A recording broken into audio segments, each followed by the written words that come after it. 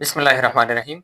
Dear students, आज हम BSN generic third semester adult health nursing की एडल्ट हेल्थ नर्सिंग वन है उसके जो चैप्टर नंबर वन है गेस्ट्रो इंटेस्टाइनल ट्रैक्ट डिसऑर्डर्स, उसमें हम डिजीज नंबर 2 पढ़ने जा रहे हैं, that is oral cancer. Cancer head cancer और निक कैंसर का एक दूसरा टाइप है, एक सब टाइप है डियर स्टूडेंट्स, जिसमें टिश्यूज की ग्रोथ, लेकिन ये ग्रोथ एबनॉर्मल ग्रोथ होगी, नॉर्मल ग्रोथ नहीं।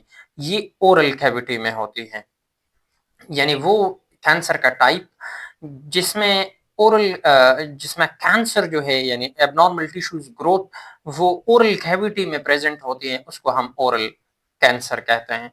अब इसके लिए जो साइन एंड सिम्टम्स हैं डियर स्टूडेंट्स, तो साइन एंड सिम्टम्स में आप देखेंगे कि सबसे पहले यहाँ पर लीजन होगा ओरल कैविटी में, लीजन के साथ लंप्स भी होंगे और अल्सर भी होगा। लेकिन ये अल्सर ऐसा होगा, ये एक इम्पॉर्टेंट एमसीक्यूज हैं, याद रखें कि ये 14 डेज से पहले ये रिजॉल्व नहीं होगा, यानी 14 दिनों में ये ठीक नहीं होगा। अब लीजन क्या है, लीजन पर लास्ट लेक्चर में मैंने बात की है, लिंक आपको मिल जाएगी स्क्रीन राइट कॉर्नर आइकन से, कि lesion is any abnormal tissues growth, whether that is malignant, whether that is benign, whether that is primary और secondary, और इस पर डिटेल से इंशाल्लाह हेल्थ असेसमेंट वन में इसी थर्ड सेमेस्टर में बात भी करेंगे। इसके साथ साथ लंप ये एक स्मॉल टिश्यूज ग्रोथ है, एबनॉर्मल टिश्यूज ग्रोथ है, और अल्सर जो है ये सोर को कहते हैं या जख्म या इंजरी को कहते हैं।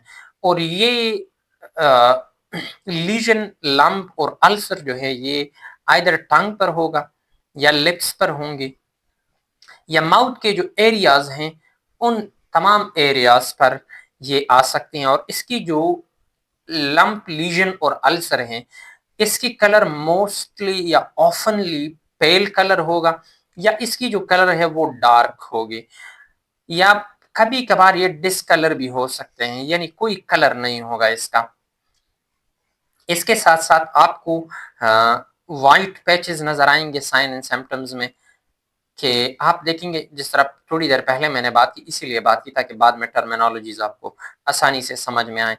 इसके साथ साथ रेड कलर पैचेस आपको नजर आएंगे, यानी इरेथ्रोप्लेकिया, और ये इनिशियली बिगिनिंग में जब ये पेशेंट को ओरल कैंसर होगा तो ये लीजन लंप और अल्सर ये इनिशियली इसमें पेन फीलिंग नहीं होगी, लेकिन अगर ये एडवांस लेवल पर चले जाएं, एडवांस स्टेजेस पर अगर ये ट्यूमर चला जाए तो फिर बर्निंग सेंसेशन भी होगा।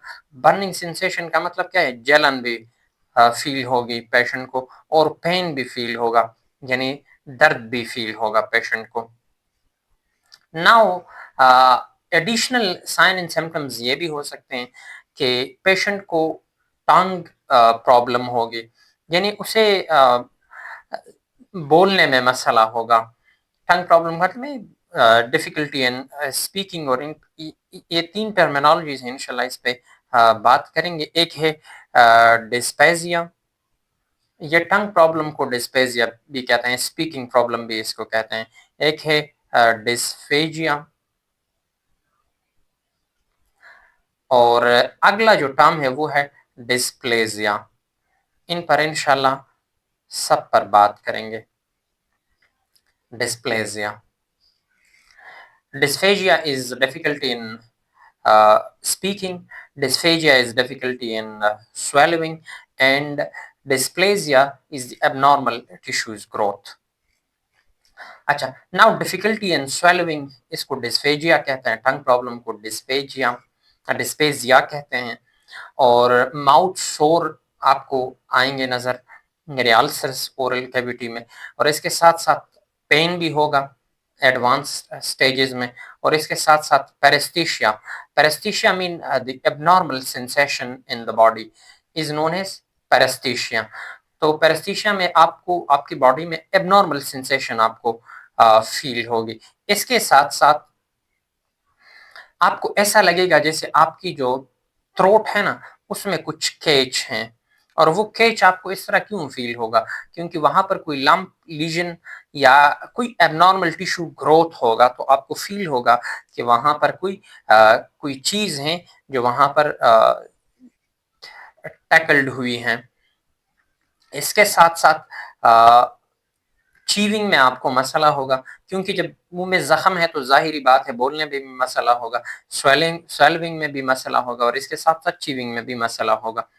और इन तमाम की वजह से आपको न्यूट्रिशनल डिफिशिएंसी भी आएगी। न्यूट्रिशनल डिफिशिएंसी क्यों आएगी, क्योंकि आप जब चीविंग नहीं कर सकते और स्वेलिंग नहीं कर सकते तो इसका मतलब ये है कि आपको खाने में तकलीफ होगा, आप उस तरह से नहीं खा पाओगे जिस तरह आप जनरल रूटीन में खाते हो, तो डेफिनेटली आपको न्यूट्रिशनल डिफिशिएंसी आएगी। इसके साथ साथ जो जाज होते हैं, अभी आपने देख लिया स्वेलिंग, वहां पर सूजन होगी। बर्निंग मीन जलन और स्वेलिंग मीन सूजन, वहां पर सूजन होगी। इसके सूजन का मतलब है एबनॉर्मल टिश्यूज, वहां पर भी एक ग्रोथ होगी, प्रोट्रूबेंस होगी। और वॉइस में आपकी चेंज आएगी। वॉइस में चेंज क्यों आएगी, क्योंकि मुंह में ऑलरेडी जख्म है और ऑलरेडी आपके जो ओरल कैविटी है उसमें लीजन्स या लम्प्स या जो अल्सर है, उसकी वजह से जिस तरह नॉर्मल कंडीशन में इंसान बात कर सकता है, फिर उसी तरह बात नहीं कर पाएगा, तो वॉइस में चेंज आएगा। इसके साथ साथ ईयर में पेन होगा। और ईयर में पेन क्यों होगा, ईयर में पेन ये जो आपके ईयर और ओरल कैविटी को कनेक्ट करने वाला एक ट्यूब है जिसको स्टेशन ट्यूब कहते हैं। ये स्टेशन ट्यूब जो है आपकी ब्रेन में क्या करता है, ब्रेन में आपकी बैलेंस को, और वो बैलेंस भी ईयर बैलेंस, इसको रेगुलेट करता है। और जब आपकी ओरल कैविटी में जख्म है तो जाहिर सी बात है स्टेशन ट्यूब पर भी वो इफेक्ट करेंगे। जब स्टेशन ट्यूब पर वो इफेक्ट करेंगे तो जाहिर बात है आपकी जो ब्रेन है ना, उसमें ईयर की बैलेंस पर इफेक्ट पड़ेगा, जिसकी वजह से अब स्टेशन ट्यूब अगर इफेक्ट होगा तो जाहिर बात है ये पार्ट ऑफ ईयर है ना, तो वहां भी आपको दर्द फील होगा।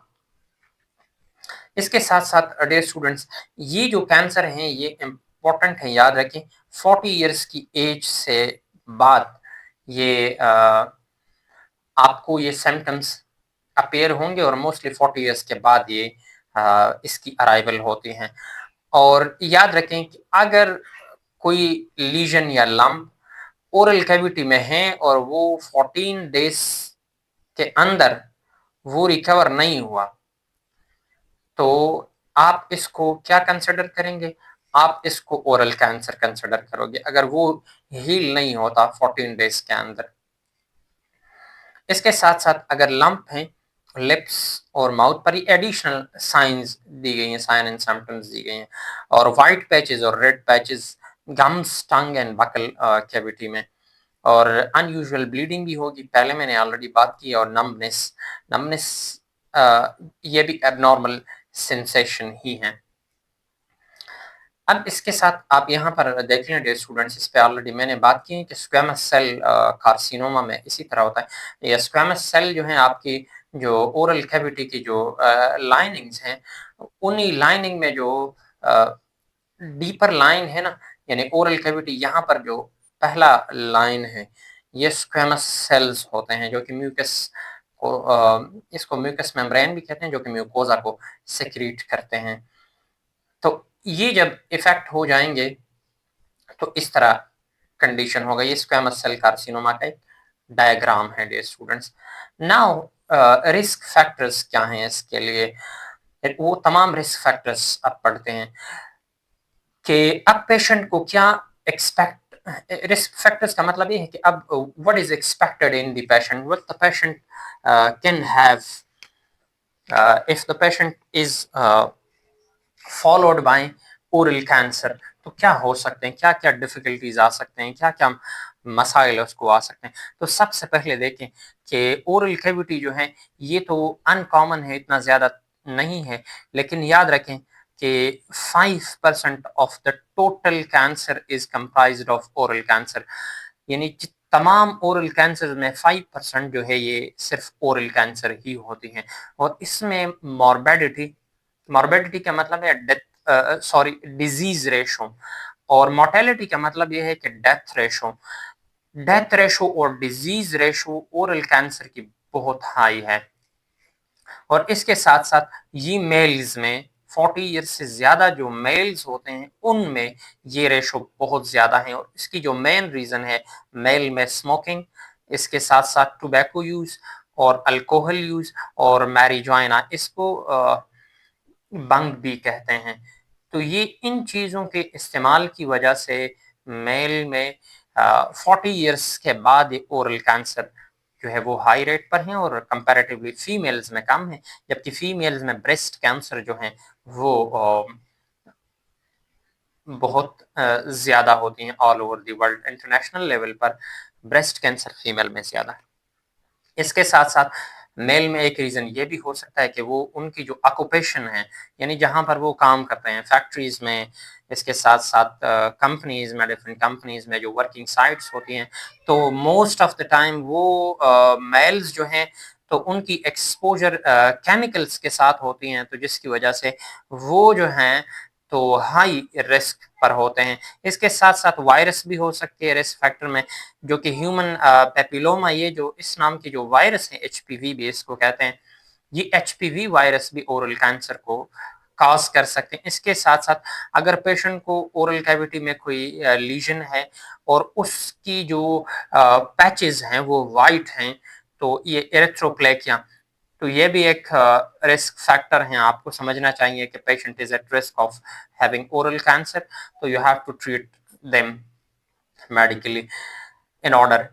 और इसके साथ साथ इरिथ्रोप्लेकिया, अगर उसमें रेड पैचेस आपको नजर आ रहे हैं ओरल कैविटी में, तो भी आपको समझना चाहिए कि ओरल कैंसर की साइन एंड सिम्टम है। अब पैथोफिजियोलॉजी क्या है? Pathophysiology mean the change in the physiology और the functions of the body with the entry of the pathogen is known as pathophysiology. We have already discussed in the last topic as well. Stomatitis. अब squamous cell carcinoma ये initiation में जब patient को होगा, जहां अभी ये मैं दिखा रहा था आपको यहाँ पर जब मैंने डिस्कशन की, ये स्क्वेमस सेल कार्सिनोमा यानी स्क्वेमस सेल्स का कैंसर है। Carcinoma means cancer, is a Greek term for cancer. अच्छा, ये पैनलेस होगी और इनकी जो बॉर्डर्स होती है वो इरेगुलर होगी और कोई डिफाइंड बॉर्डर इसके नहीं होंगे और ये इसको मैलिग्नेंट कैंसर भी कहते हैं, क्योंकि मैलिग्नेंट कैंसर में इसी तरह ही होता है कि वो कोई डिफाइंड बॉर्डर में स्प्रेड नहीं होता, बल्कि एल डिफाइंड इरेगुलरली वो स्प्रेड होती हैं, ऑर्गन टू ऑर्गन भी स्प्रेड होती हैं और उसकी कोई स्पेसिफाइड बाउंड्री नहीं होती है। अच्छा, इसके बाद डियर स्टूडेंट्स, ये म्यूकोजा से स्टार्ट होती हैं, यानी जो म्यूकस मेम्ब्रेन है उससे स्टार्ट होती हैं और फिर उसके बाद टंग और ओरोफेरिंग्स, यानी फेरिंग्स का वो हिस्सा जो कि ओरल कैविटी की साइड पर है, जो माउथ की साइड पर है, उसको इफेक्ट करेगी बाद में। और जो आपकी लोअर जा है मैंडिबल और जो मैक्सिला अपर जा है आपकी, इसको भी बाद में इफेक्ट करेगी और ये नॉन हीलिंग लीजन्स होंगे। नॉन हीलिंग लीजन का मतलब ये है कि वो 14 डेज से कम टाइम में, पहले भी मैंने बात की है कि लेस देन 14 डेज में वो रिकवर नहीं होंगे, तो ऐसे को आप मैलिग्नेंट कैंसर ही कंसिडर करोगे। अगर आपने उसकी 1 वीक ट्रीटमेंट दे दी और वो फिर भी ठीक नहीं हुआ, तो आप उसको एज मैलिग्नेंट कैंसर कंसिडर करोगे। इसके साथ साथ अब इन्वेस्टिगेशन हम जो करते हैं तो वो कैसे करेंगे और किस चीज के लिए हम करते हैं? सबसे पहले जो जो पहला हम इन्वेस्टिगेशन करते हैं वो हम इसलिए इन्वेस्टिगेशन करते हैं ताकि हम कॉजेटिव एजेंट, इस कॉजेटिव एजेंट को इटियोलॉजी भी कहते हैं। The study of the causative agent of a disease is known as aetiology. सबसे पहले कि हम इटियोलॉजी समझें और वो जो काज है वो हमें काज समझ में आ जाए और उस काज को हम एलिमिनेट करें, उसे खत्म करें। सबसे पहला इन्वेस्टिगेशन हमारा ये होगा। दूसरा कि हम डिटरमिन करें कि मैलिग्नेंसी है या नहीं है। सबसे पहले ये चीज़ कि है या नहीं है, तो इसको हम डिटरमिन करेंगे और उसको बायोप्सी के साथ। Biopsy means the surgical cut. जब आप सर्जिकल कट लगाते हैं टिश्यूज एक एक ऑर्गन पर, और एक ऑर्गन से आप स्पेसिफाइड या स्पेसिफिक कुछ टिश्यूज जब लेते हो, और उस स्पेसिफिक टिश्यूज की जब आप इनवेट्रो ग्रोथ करते हो, यानी उसे आप माइक्रोस्कोप के थ्रू लैब में स्टडी करते हो कि उसकी काज क्या है, तो इस प्रोसेस को हम बायोप्सी कहते हैं। Biopsy means the surgical removal of the tissues of an organ to study in the lab for the causative agent or for determining the malignancy is known as biopsy. अच्छा, इसके बाद dear students CT scan करेंगे आप, और computed tomography इसको कहते हैं, और MRI मैग्नेटिक रेजोनेंस इमेजिंग, ये दोनों आप करेंगे, और इससे आप स्टेज को मालूम करेंगे मैलिग्नेंसी की। मैलिग्नेंसी की हमारे पास 4 स्टेजेस होते हैं, और the last stage is stage 4 where the patient is on death bed. ये 4th स्टेज जो है ये लास्ट स्टेज होगी, फाइनल स्टेज होती है। नाउ डियर स्टूडेंट्स, ट्रीटमेंट क्या है? सबसे पहले तो आप जहां पर कैंसर है उससे सर्जिकली रिमूव करें, उसकी ऑपरेशन करें और वो टिश्यूज को खत्म करें। दूसरी radiation. Radiation mean UV rays हम वहां पर अप्लाई करते हैं ताकि जो सेल्स हैं, कैंसरस सेल्स हैं, वो उन कैंसर सेल्स की जो डीएनए है ना, ये बेसिक कंसेप्ट रेडिएशन का ये है डियर स्टूडेंट्स, ये समझें तो फिर आपको कोई मसला नहीं होगा कि रेडिएशन हम क्यों कैंसर में इस्तेमाल करते हैं। ये रेडिएशन डियर स्टूडेंट्स जो मैलिग्नेंट कैंसर हैं, तो उसकी जो सेल्स होते हैं जो एल डिफाइंड बॉर्डर्स में स्प्रेड होती हैं, जो कि कोई डेफिनेट एरिया में स्प्रेड नहीं होते हैं, जो ऑर्गन टू ऑर्गन स्प्रेड उसकी ट्रांसमिशन होते हैं, उन सेल्स के डीएनए को ये रप्चर करते हैं, ये रेडिएशंस, अल्ट्रावायलेट रेडिएशंस। जब वो डीएनए रप्चर हो जाएं, वो खराब हो जाएं, तो वो सेल्स ऑटोमेटिकली वो डिस्ट्रॉय हो जाते हैं, और वहां से जो कैंसर सेल्स होते हैं वो ऑटोमेटिकली खत्म हो जाते हैं। ये रेडिएशन का कंसेप्ट है। और ट्रीटमेंट में sometimes radiation, sometimes surgery, sometimes radiation, और कभी कभार इस तरह भी हो सकता है कि बहुत दोनों सर्जरी भी हो और रेडिएशन भी हो।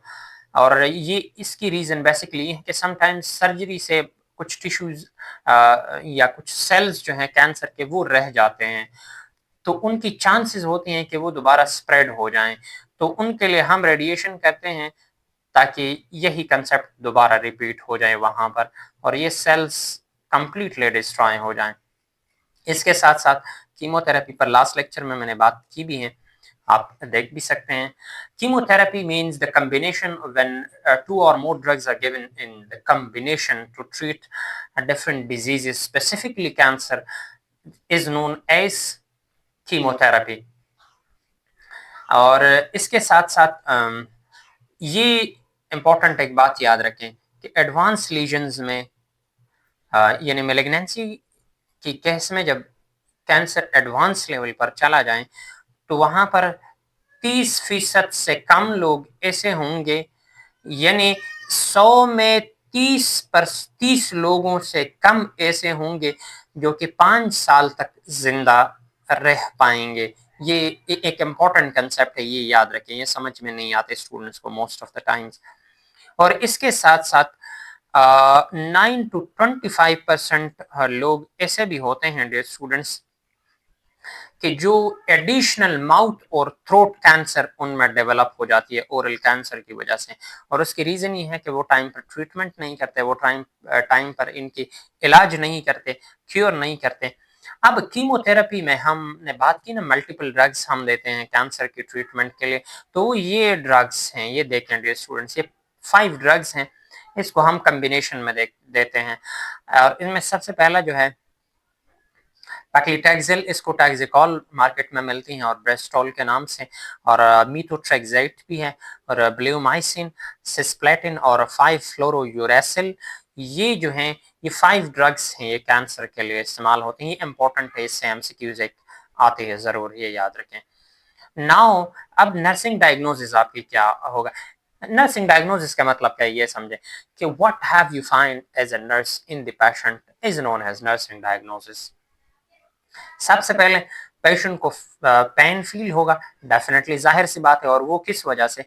वो ओरल लीजन की वजह से या ट्रीटमेंट की वजह से। और ट्रीटमेंट में ये समझे कि ट्रीटमेंट आपको अभी सवाल आया होगा कि ट्रीटमेंट में कैसे पेन फील होगा।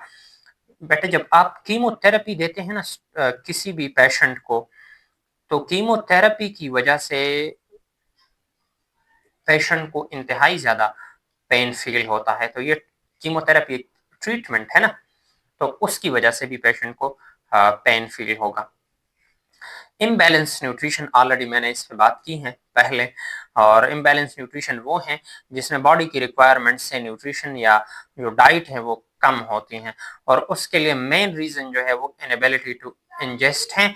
और इसके साथ साथ ये न्यूट्रिएंट्स जो हैं ये ओरल कंडीशन को, सेकेंडरी टू ओरल कंडीशन है। ये इनएबिलिटी टू इनडाइजेस्ट क्यों आती है?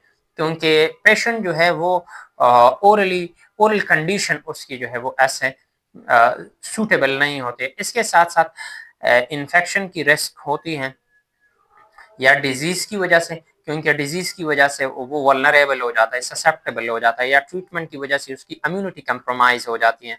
इसके साथ साथ स्लीप पैटर्न उसके डिस्टर्ब हो जाते हैं, और वो उसके लिए मेन रीजन क्या है?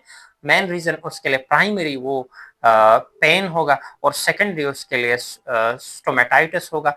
यानी ऑलरेडी मैंने इस पर बात की, यहाँ से आपको वो लिंक मिल भी सकता है स्टोमेटाइटिस पे, जब हमने बात की थी इस आइकन से, कि the inflammation of the oral cavity is known as stomatitis. इसके साथ साथ इम्पेयर्ड वर्बल कम्युनिकेशन उसकी ठीक नहीं होगी, क्योंकि मुंह में अगर लीजन है, जख्म है, पेन है, दर्द है, स्वेलिंग है, और तो बंदा या पेशेंट आपका नॉर्मली बात नहीं कर पाएगा। उसके लिए आपने क्या करना है, इंटरवेंशंस में आपने उसके लिए ऐसे सूटेबल कम्युनिकेशन पैटर्न आपने डेवलप करनी है, जिस पे आप उसके साथ बात करके उसको अंडरस्टैंड करो। एक पैटर्न आपने डेवलप करना है।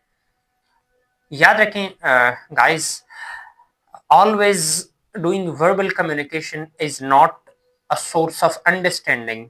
There is something that is called feeling, है ना? वो कभी कभार हम कहते हैं ना, फीलिंग भी कोई चीज होती है। तो आपने उसकी फीलिंग से या कार्ड आप उसके लिए बनाएं, या दूसरा तरीका जो भी सूटेबल हो आप उसके लिए डेवलप कर सकते हैं। इसके साथ साथ डियर स्टूडेंट्स, अब आपका नर्सिंग इंटरवेंशन क्या हो? सबसे पहले पेन को मैनेजमेंट करें। पेन की मैनेजमेंट के लिए आप डिफरेंट मेडिकेशन उनको दे दें। इसके लिए आप एनाल्जेसिक्स देंगे।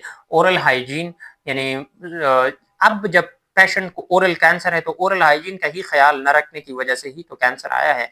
तो उसमें आप सूथिंग एजेंट्स दे दें उसको, और इसके साथ साथ आप सलाइन के साथ या सलाइन के अलावा ओरल टैंक्सचर के साथ आप उसकी जो ओरल कैविटी है उसकी हाइजीन का ख्याल रखें। इसके साथ साथ उसको सर्जरी के लिए और रेडिएशन के लिए जो है प्रिपेयर करें, और उसको मोटिवेट करें या उसको एजुकेट करें। Motivation in terms of education, not pulling year in balloon, इस तरह ये मतलब नहीं है। उसको आप एजुकेट करें कि इसमें क्या होगा, क्या क्या आपके साथ होगा, तरीक़ाकार कितना आसान है या डिफ़िकल्ट है, कितना टाइम लगेगा इसमें आपको, और हम क्यों आपको देते हैं। अब ये education in terms of motivation है। इसके साथ साथ आप already patient is having a deficiency of nutrients, so you have to manage nutritional management। उसके डाइट पर आप फोकस करें, डाइट के बारे में उसको एजुकेट करें, और पोस्ट ऑपरेटिव केयर करें और ड्रेसिंग करें। Post operative care is that sort of care that is provided to the patient after the treatment sorry after the operation और सर्जरी। और इसके साथ साथ आप सिम्टोमेटिक ट्रीटमेंट दे दें। Symptomatic treatment is a treatment that is given with respect to the appearance of this symptom. जो sign and symptoms appear होते हैं उस साइन एंड सिम्टम्स को आप मैनेज करें। मिसाल के तौर पर पेशेंट है, उसको फीवर है, आपको पता चला fever and sign and symptom है ना, किस चीज के लिए, वो साइन एंड सिम्टम में हाई टेम्परेचर के लिए, तो आप उसकी ट्रीटमेंट करें। इसके साथ साथ कीमोथेरेपी और क्लाइंट की जो तमाम ट्रीटमेंट को उसकी रिस्पांस जो है उस उसको आप मॉनिटर करें। और पेशेंट इस कंडीशन में जब होता है तो उसको इमोशनल सपोर्ट की इंतहाई ज़रूरत होती है। क्लाइंट को भी, क्योंकि वो भी तंग आ चुका होता है अपने आप से, अपने आप को देखते हैं, उसकी जो बॉडी इमेज होती है वो डिस्टर्ब हो जाती है मोस्ट ऑफ द टाइम्स, कि वो अपने आप से भी उससे नफरत हो जाती है, वो मौत का इंतज़ार कर रहा होता है बेड पर। और पेशेंट के जो फैमिली होती है वो भी कभी कभार कहते हैं कि हम किस मुसीबत में फंस गए हैं, ये क्या, कैसी बीमारी है। तो वो कभी कभार वो इमोशनली वो बहुत ज़्यादा डिस्करेज होता है, तो आपने इनको इनकरेज करना है, इमोशनली आपने उनको सपोर्ट देनी है। Emotional is anything that is related to brain in psychology. इसके साथ साथ सिम्टम्स का केयर करें विद ट्रीटमेंट। सिम्टोमेटिक ट्रीटमेंट की अभी जो, हाँ, जो मैंने बात की ना, इसको हम क्या कहते हैं, associated with treatment, associated with symptoms, यानी symptomatic treatment. Now day students, इसके साथ साथ आप उसको हेल्थ प्रमोशन पर एजुकेशन दे दें और उसे बताएं कि ओरल कैंसर जो है ये टोबैको के इस्तेमाल की वजह से, अल्कोहल के इस्तेमाल की वजह से, मैरिजुआना के इस्तेमाल की वजह से, केमिकल एक्सपोजर की वजह से, ये ओरल कैंसर की मेन काजेज हैं, तो इससे आप बचें। इसके साथ साथ कैंसर की टाइम पर ट्रीटमेंट करें। अगर आप प्री कैंसर यानी इनिशिएशन में, यानी प्री स्टेजेस में अगर आप ओरल कैंसर की या ओरल लीजन की ट्रीटमेंट करते हैं तो इसकी ट्रीटमेंट की सक्सेस चांस बहुत ज़्यादा हैं, तो आप ओरल कैंसर से बच सकते हैं। इसके साथ साथ जो नर्सिंग डायग्नोसिस हैं, पॉसिबल नर्सिंग डायग्नोसिस की आप इंटरवेंशन करें, उसके लिए एक नर्सिंग प्लान बनाएं और उसकी ट्रीटमेंट करें, उसका केयर करें।